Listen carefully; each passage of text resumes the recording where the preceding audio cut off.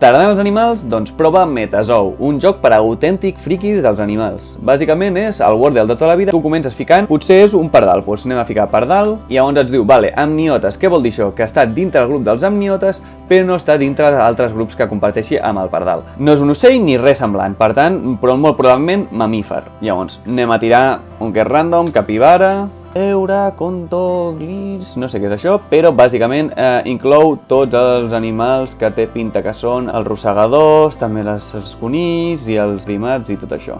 Per tant, anem a tirar amb algun primat així, per exemple, un gibó.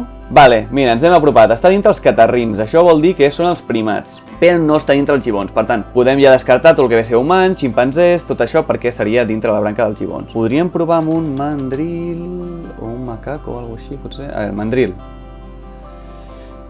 Vale, ens hem apropat als micos del vell món. Hi ha el vell món i el nou món, o sigui, els micos d'Àfrica o els micos de Sud-amèrica. No domino exactament quins hi haurien per aquí. Macaco no és de...